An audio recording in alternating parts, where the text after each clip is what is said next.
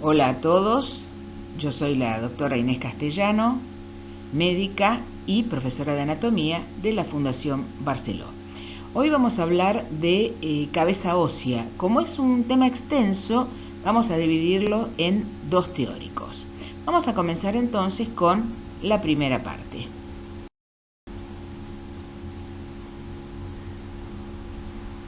Bueno, la cabeza ósea va a estar formada en su totalidad por 22 huesos y está compuesta por dos partes principales. Lo que llamamos el cráneo, cuyo nombre más correcto sería neurocráneo, que contiene y protege al encéfalo, y lo que llamamos cara o viscerocráneo, que aloja los órganos de los sentidos y es el sitio de apoyo de los órganos de la masticación. Ahí podemos ver en la imagen, en el sector superior, los diferentes huesos que conforman el cráneo. Ahí vemos al frontal de color rosa, los parietales de azul, occipital de celeste, de color verde los huesos temporales, de color amarillo el esfenoides y un verde clarito el etmoides. Y algunos de los huesos de la cara, no todos, los maxilares de color lila, la mandíbula de color marfil, los malares osigomáticos de un color naranja pálido y los huesitos propios de la nariz o nasales también de un color lila.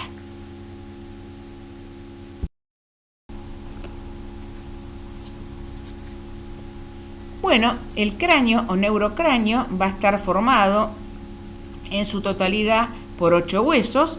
Son los huesos más populares que conocemos del cráneo: el frontal, que es un hueso único, los parietales, los temporales, que son huesos pares, el occipital, esfenoides y etmoides.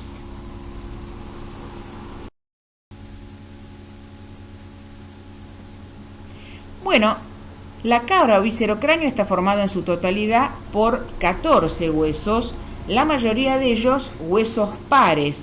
Así tenemos los maxilares o maxilares superiores, los cigomáticos o malares, los huesos nasales o propios de la nariz, los huesos lagrimales, también conocidos como unguis, los huesos palatinos y los cornetes nasales inferiores, todos esos huesos pares.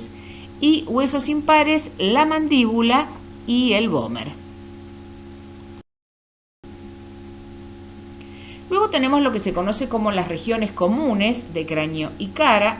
Así tenemos la órbita, las fosas nasales, la fosa cigomática o infratemporal, la fosa pterigomaxilar o pterigopalatina y la bóveda palatina.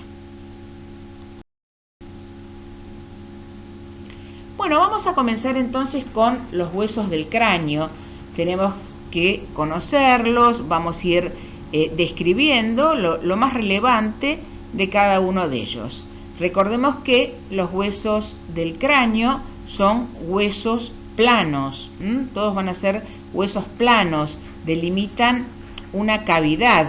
Recuerden, la función de hueso plano era la de protección, delimitan una cavidad que es la cavidad craneana, brindando justamente protección.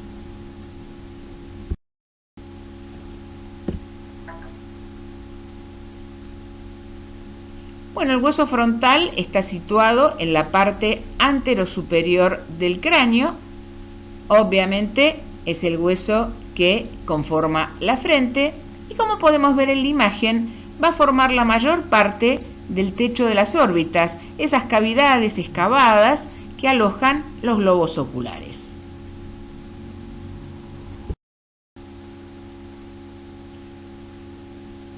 Los huesos del cráneo articulan entre sí a través de las suturas. Las suturas son una variedad de articulaciones inmóviles, pertenecen al grupo de las sin artrosis. El hueso frontal va a articular con los dos huesos parietales a través de esta sutura, que es la sutura coronal. Primitivamente teníamos dos huesos frontales que articulaban entre sí a través de la sutura medio frontal. Esta sutura desaparece alrededor de los 10 años de edad.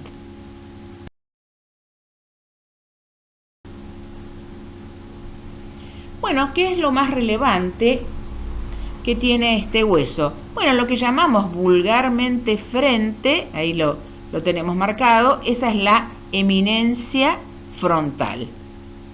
Tenemos también los arcos superciliares, ese sector que está por encima de las órbitas, que son mucho más marcados en el sexo masculino.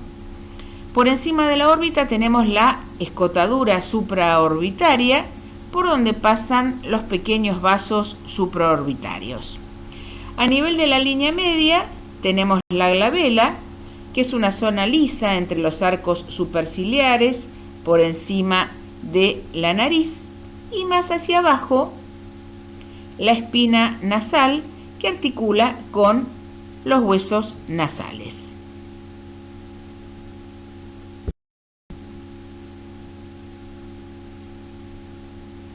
En el interior del hueso frontal vamos a encontrarnos con el seno frontal. El seno frontal forma parte del grupo de los llamados senos paranasales, que son cavidades recubiertas de mucosa que contienen aire y cumplen una función importante con respecto a la voz, a nuestra producción de voz, que después voy a ampliarles un poquito más.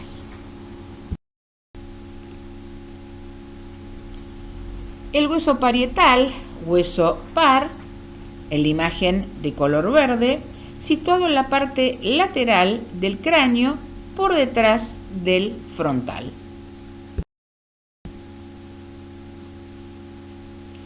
Como vimos recién, se articula justamente con el hueso frontal a través de la sutura coronal.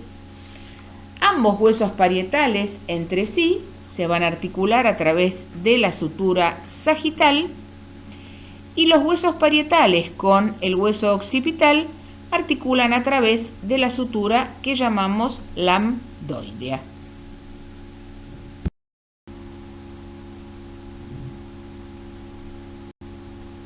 Bueno, allí vemos el hueso parietal, como ya sabemos, hueso plano, hueso par. Señalamos con estas tres flechas justamente estos bordes que vimos recién con las suturas. Hacia adelante con el frontal, ahí vemos que dice borde frontal, parietal con parietal, la sutura sagital, fíjense que dice borde sagital, y hacia atrás la sutura con el occipital, borde occipital. Si miramos bien esos bordes, se dice que parecen pequeños dientitos, decimos que son bordes dentados, y justamente esas tres suturas, la coronal, la sagital y la lambdoidea, son suturas de tipo dentada, dientitos que encajan perfectamente entre sí. Ahora bien, si miramos la articulación con el hueso temporal, ahí la señalamos con la flecha roja más pequeña, el borde es diferente. El bordecito tiene un aspecto más oblicuo y va a articular con lo que se llama la escama del hueso temporal, que ahora vamos a ver en breve. Por eso esa va a ser una sutura, esa es la sutura temporoparietal, y su variedad justamente decimos que es escamosa. La mayor parte del parietal es lo que conocemos como eminencia parietal. En su interior, lo más relevante de este hueso son unas líneas bien marcadas, son las impresiones que deja en el hueso la arteria meningia media, conocidas popularmente como impresiones en hoja de higuera.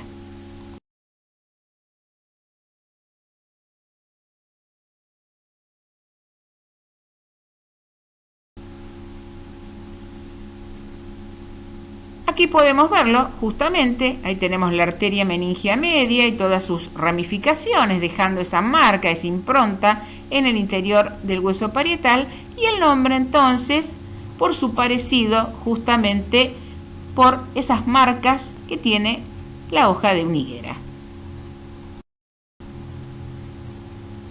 Bueno, pasamos entonces ahora al hueso temporal. Como sabemos, hueso par forma los lados inferiores de la cavidad craneana. En la imagen lo vemos de color rosa.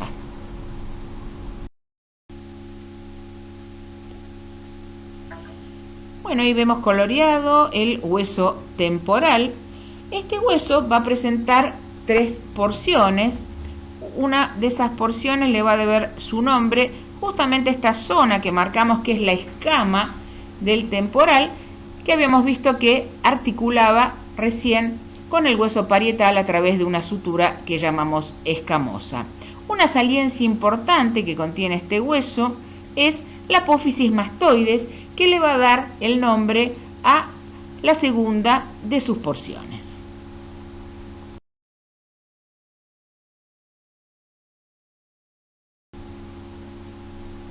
Vamos a ver entonces ahora en detalle las porciones. Van a ser la porción escamosa, la porción mastoidea y la porción petrosa. Esta imagen, como vemos allí, es la cara externa del temporal. Ahí voy a poder apreciar bien la porción escamosa y mastoidea, y la petrosa apenas un accidente óseo. Porción escamosa entonces la marcamos ahí de color amarillo. ¿Qué tenemos ahí para desarrollar? Bueno, justamente como habíamos marcado recién, la escama de este hueso, que es la parte superior, va a presentar además, ahí los tenemos señalado de color verde, la apófisis cigomática, que va a articular con el hueso cigomático. Vamos a ver también, siempre miren las líneas de color verde, el conducto auditivo externo, una superficie articular, una zona deprimida que es la fosa mandibular, justamente que va a articular con la mandíbula, y también el llamado tubérculo articular o cóndilo. Ambas entonces superficies articulares de la articulación que llamamos temporomandibular. Nos vamos a la porción mastoidea, que es la parte inferior del hueso. Ahí la pintamos de color azul. Lo más relevante es esa apófisis, la apófisis mastoidea, que podemos palpar fácilmente en nuestro cráneo por detrás de las orejas. Si se palpan, van a encontrar un bultito que sobresale. Esa es la apófisis mastoides, que es de mayor tamaño en el sexo masculino, son más marcadas.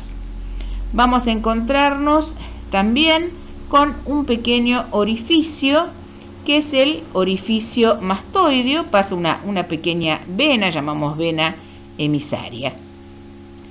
Y de la porción petrosa, lo único que puedo marcar en esta cara externa es esta saliencia bien marcada, que es la llamada apófisis estiloides.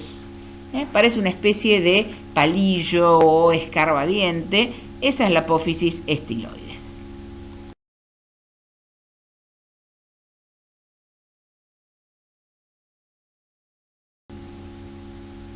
Nos vamos a la cara interna.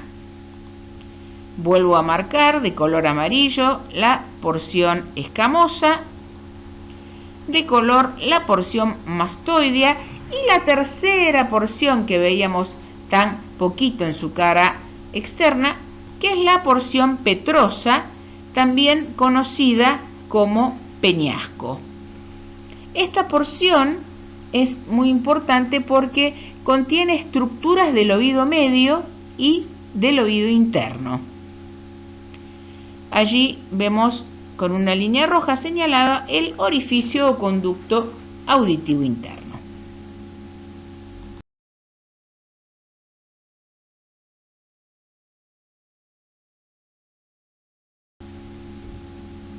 Ahí tenemos entonces, ¿sí? Esto ya lo habrán visto en la clase de sentidos, pero recordar entonces que en el interior del hueso temporal, puntualmente en el interior de la porción petrosa, como dijimos también conocido como peñasco, contenemos estructuras del oído medio e interno, que son esenciales tanto para la audición como para el equilibrio.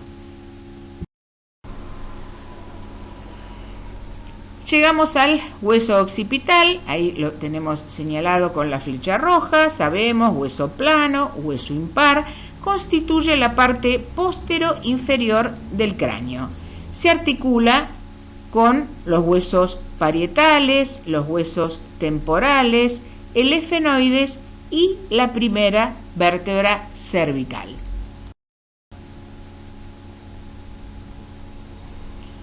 Ahí recordamos, tenemos la sutura lambdoidea que articulaba con los huesos parietales, sutura, como dijimos, de tipo dentada, y una saliencia ósea importante, los cóndilos. Los cóndilos que van a articular con la primera vértebra cervical. Esa va a ser la llamada articulación occipito-atloidea. La primera vértebra cervical se conoce con el nombre de atlas. Entonces pueden ver en la imagen superior de la izquierda, señalada con la flecha roja, el cóndilo occipital. En la imagen inferior vemos el atlas y señalado también con la flecha roja, con la línea roja, la cara articular para el cóndilo occipital, y en la imagen superior del lado derecho vemos directamente la articulación. Esto se va a detallar en la clase de columna vertebral.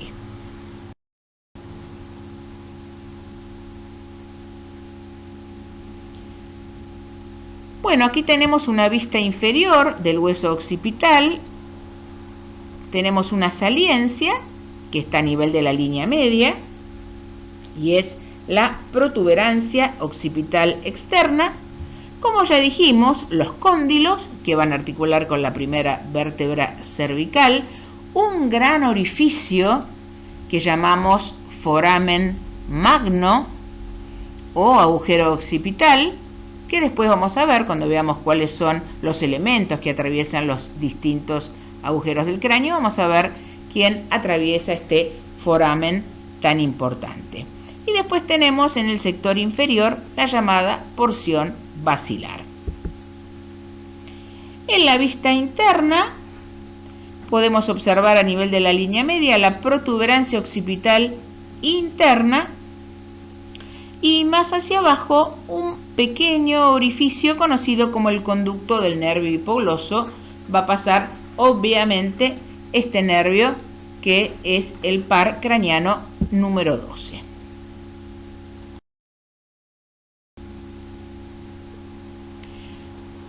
Llegamos al hueso esfenoides.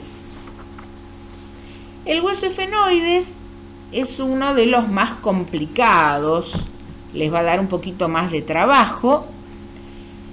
Ahí lo tenemos marcado y lo vemos de color rojo. Clásicamente decimos que tiene la forma de una mariposa, o algunos autores prefieren decir de un murciélago. Ahí podemos ver su ubicación.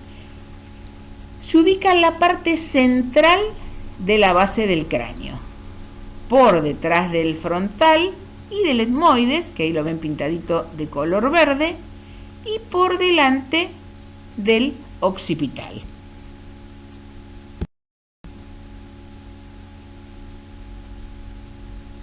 Ahí lo volvemos a ver en esta imagen, en este caso pintado de color amarillo. Vemos claramente que está en el sector central de la base del cráneo, otra vez detrás del frontal, pintado de color verde, y del etmoides, la imagen tiene ahí como una formita triangular, el etmoides, por delante del occipital de color naranja.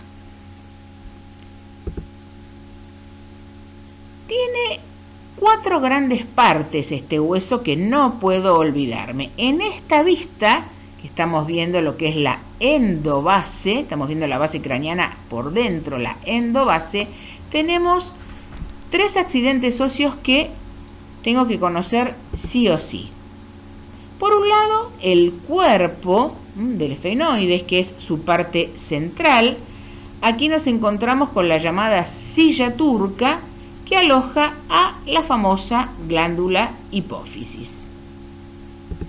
Tenemos también las llamadas alas menores y las alas mayores. Esto sí tengo que saber marcarlo, ubicarlo. Entonces, cuerpo, alas menores, alas mayores.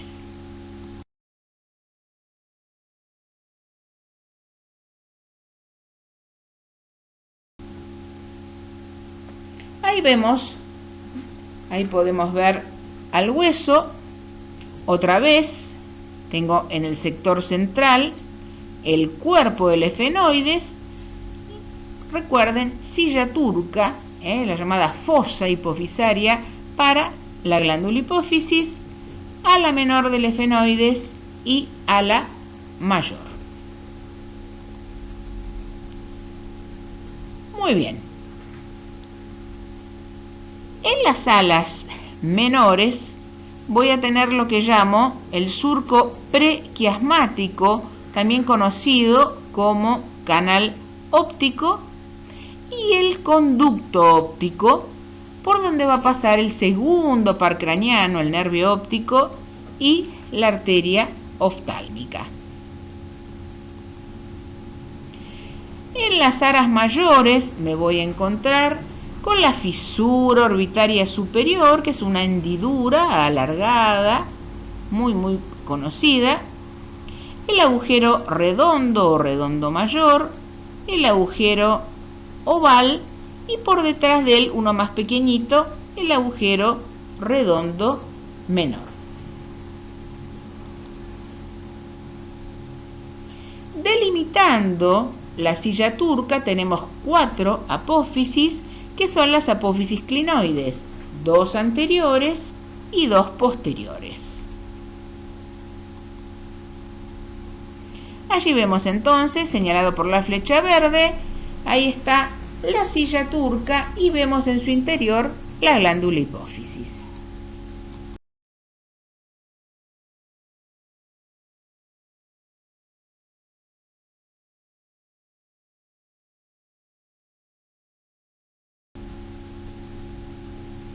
Una vista posterior del hueso efenoides.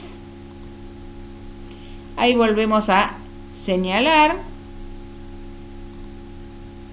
las alas mayores, las alas menores, y estamos viendo la parte posterior de la silla turca, por eso decimos el dorso de la silla turca, y en esta vista podemos agregar el cuarto elemento. Yo les dije que tenía 4 partes importantes el efenoides: el cuerpo, las alas menores, las alas mayores, y me faltaba esta estructura que la voy a ver en lo que llamo la exobase, en la parte externa de la base del cráneo, que son las llamadas apófisis pterigoides.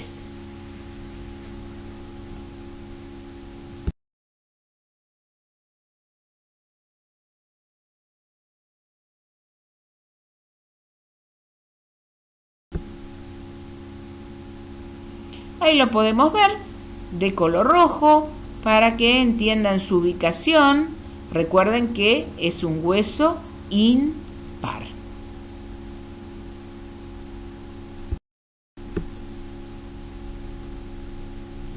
En el interior del efenoides, tenemos el seno esfenoidal, otra de esas cavidades que formaban parte de los senos paranasales, y les voy a contar en breve. El efenoides, tengan presente que forma parte de la pared lateral del cráneo y también de las órbitas. Llegamos al etmoides, un hueso muy complejo que se ubica en la base del cráneo, ahí lo vemos señalado con la flecha, por delante del efenoides y por detrás de los huesos propios de la nariz o huesos nasales. Para entenderlo mejor, vamos a verlo en un esquema, y en la imagen, ahí tienen, en la imagen de la derecha una vista anterior de este hueso. ¿Qué partes tiene? Bueno, vamos a tener a nivel de la línea media, con el número 6, tenemos la lámina perpendicular o lámina vertical del etmoides, que tiene en su parte superior una saliencia que vemos con el número 3, que es la apófisis Christagalli.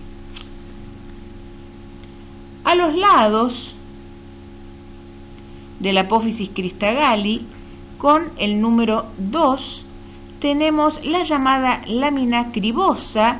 Una criba es un pequeño agujerito, entonces esta lámina está llena de pequeños agujeritos por donde van a pasar los nervios olfatorios. A los lados, con el número 1, tenemos las masas laterales de donde se desprenden los cornetes superior y cornete medio.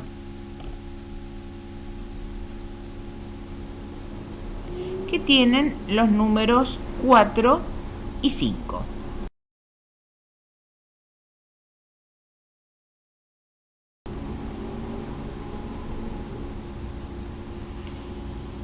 Ahí podemos verlo en una vista superior para que comprendan su ubicación.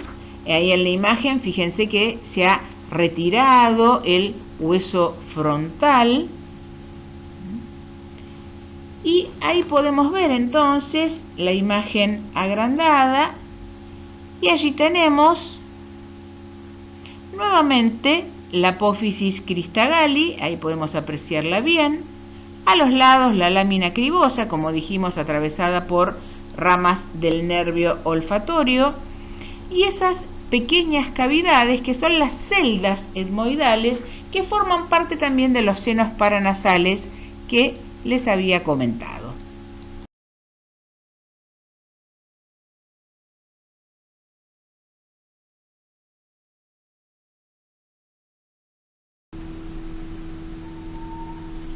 Bueno, aquí podemos ver en el centro de la imagen, a nivel de la línea media, de color amarillo, el etmoides.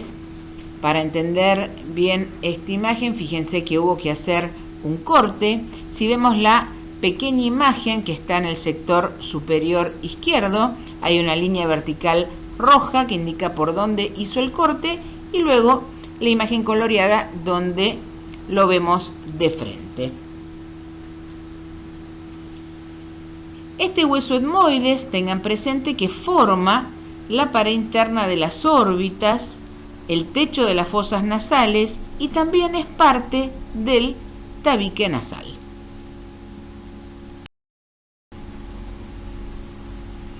Ahí lo podemos ver entonces para que comprendan bien su ubicación.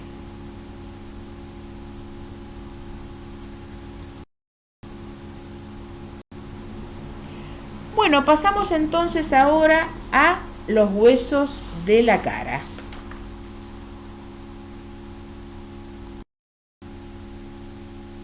Comenzamos con el hueso maxilar o maxilar superior. Recuerden que la mayoría de los huesos de la cara son huesos pares. Solamente tenemos dos excepciones. Los huesos maxilares, como podemos ver en la imagen, forman parte del piso de las órbitas, del techo de la boca y del piso y paredes laterales de las fosas nasales. Este hueso tiene la particularidad de articularse con todos los huesos de la cara, con excepción de la mandíbula. Tenemos para detallar, ahí les marqué con una línea roja, los accidentes óseos más relevantes.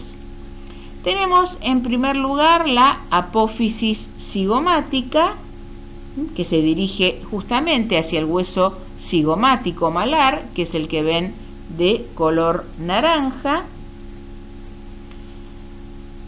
Un agujero, que es el agujero infraorbitario, por donde pasa el nervio del mismo nombre.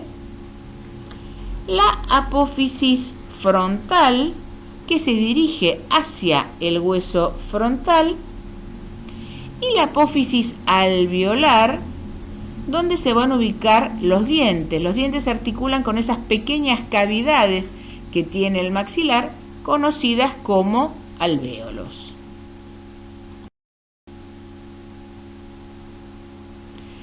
Ahí tenemos esta imagen, una vista superior y una vista inferior. Por un lado podemos ver que en el interior del hueso maxilar tenemos el seno maxilar, otro de los senos paranasales. Puntualmente es el seno de mayor tamaño. En la vista inferior podemos ver claramente, como ya habíamos mencionado, que este hueso forma parte del techo de la boca, forma parte de lo que es el paladar óseo. Eso lo hace a través de la apófisis palatina, que la tenemos señalada con la flecha roja.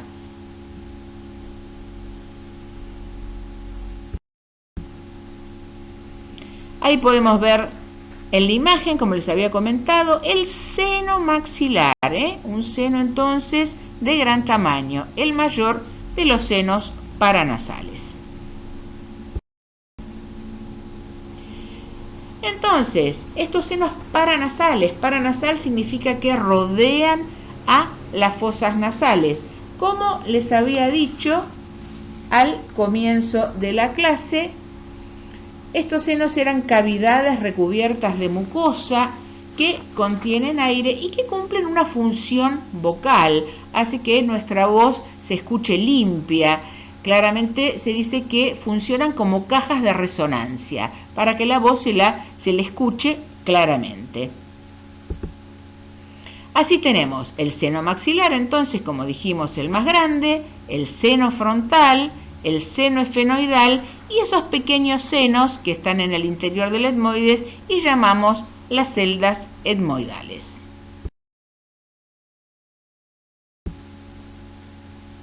Ahí las podemos ver en la imagen.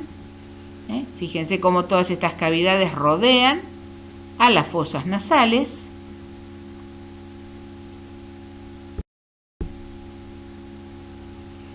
Y en esta imagen vemos en la mitad izquierda estos senos sanos, libres, solamente cuyo contenido es aire, y en la mitad derecha estos senos que cuando estamos resfriados pueden llenarse de moco, ese moco puede sobreinfectarse y estar presente ante esta patología muy popular que son las sinusitis.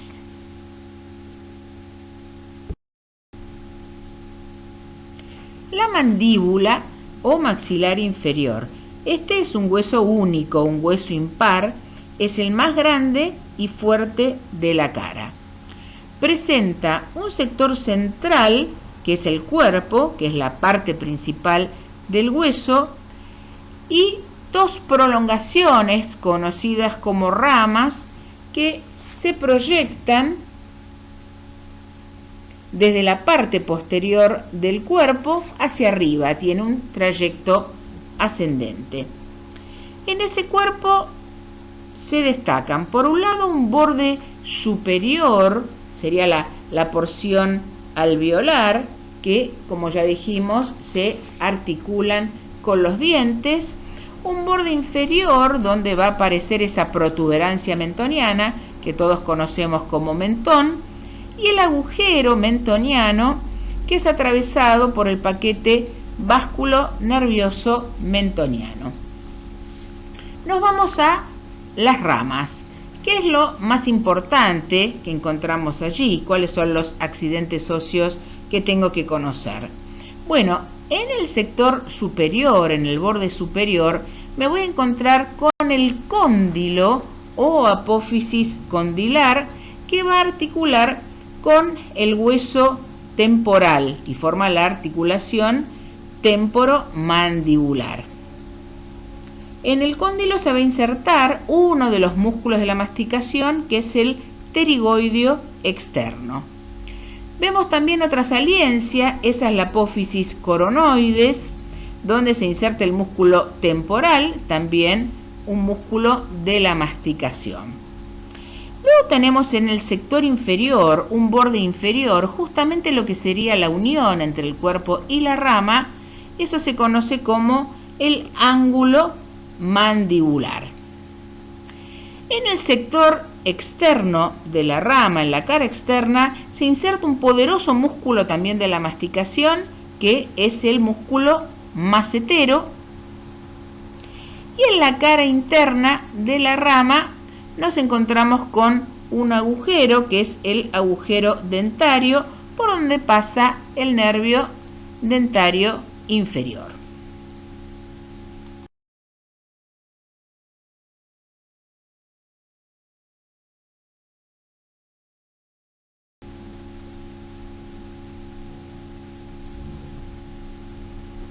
Ahí tenemos entonces la articulación temporomandibular. Superficies articulares por parte del temporal, lo que llamamos la fosa mandibular. El nombre antiguo o anterior era cavidad glenoidea, y esa saliencia que es el tubérculo articular.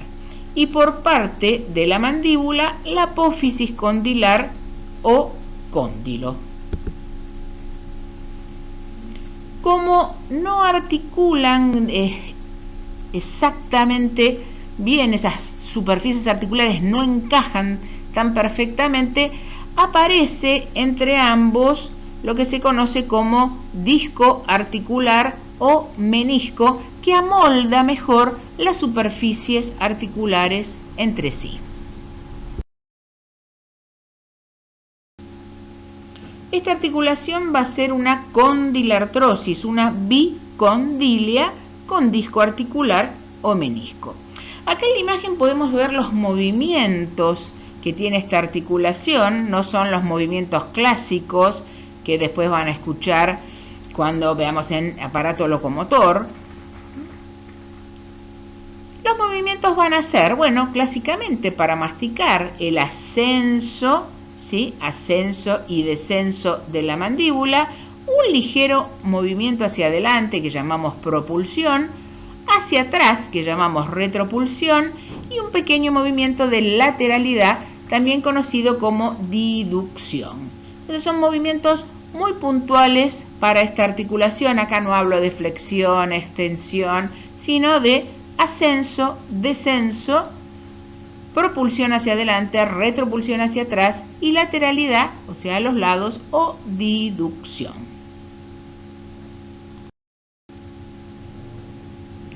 Bueno, en los maxilares, en el maxilar superior y maxilar inferior o mandíbula, sabemos que se ubican los dientes, se articulan los dientes, forman parte también de de articulaciones de tipo inmóviles del grupo de las sinartrosis, y se la llama este tipo de articulación gonfosis.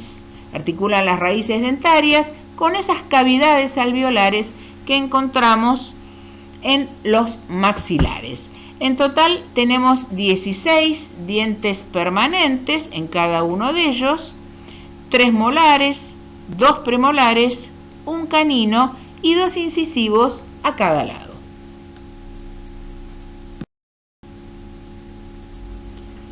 Bueno, los huesos cigomáticos o malares, como sabemos, hueso par, son los huesos que conforman las mejillas y junto con la apófisis cigomática del hueso temporal conforman lo que llamamos el arco cigomático. Como podemos ver en la imagen, forman parte del piso y pared lateral de la órbita. Los pequeños huesos nasales o huesos propios de la nariz, ahí los vemos señalados, forman la parte superior de lo que llamamos la pirámide nasal. Recuerden que la parte inferior está formado por cartílago.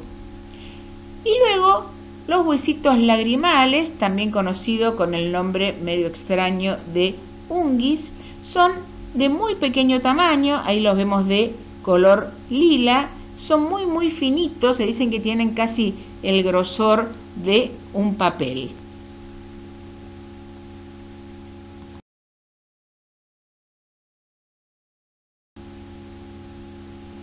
Acá vemos en la imagen entonces los huesos nasales o propios de la nariz y los huesos lagrimales que forman parte, como pueden observar, de la pared interna de las órbitas. Se denominan así lagrimales porque presentan el canal lacrimonasal.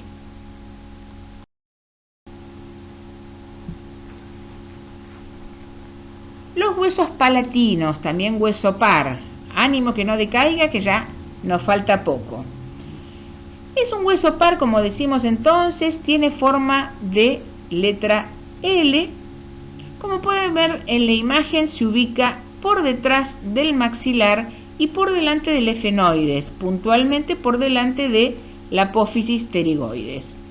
Está formado por dos láminas, por eso lo de forma de letra L, una lámina perpendicular o vertical que va a formar parte de las fosas nasales y una lámina horizontal que va a formar parte del paladar duro.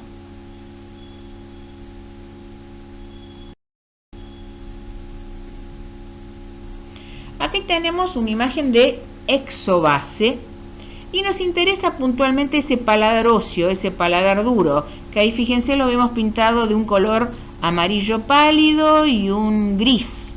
Bueno, lo que vemos de color amarillo es lo que es la apófisis palatina del maxilar que mencionamos anteriormente, y ahora entonces podemos marcar ahí con la flecha roja la lámina horizontal del palatino. Entonces, si les preguntan cómo está formado el paladar duro, el paladar óseo, contestamos la apófisis palatina del hueso maxilar más la lámina horizontal del hueso palatino.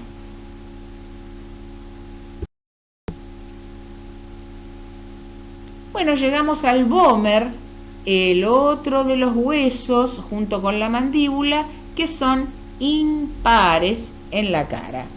El vómer va a formar parte del tabique nasal, ahí lo vemos de color amarillo.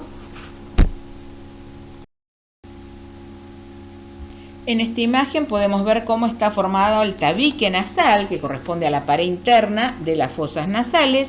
Por un lado entonces el vómer, que lo vemos de color rosa, y de color gris la lámina perpendicular o vertical del etmoides.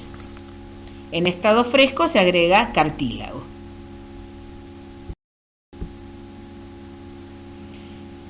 Cornetes inferiores. Tengan presente que son pares, están ubicados dentro de las fosas nasales y son huesos independientes, no dependen de nadie. En cambio, cornetes superiores y medios forman parte del hueso etmoides. Se ubican entonces en el interior de las fosas nasales. Ahí tenemos una imagen cadavérica donde pueden ver en el interior de las fosas nasales los cornetes. Los cornetes se ubican puntualmente en la pared externa de las fosas.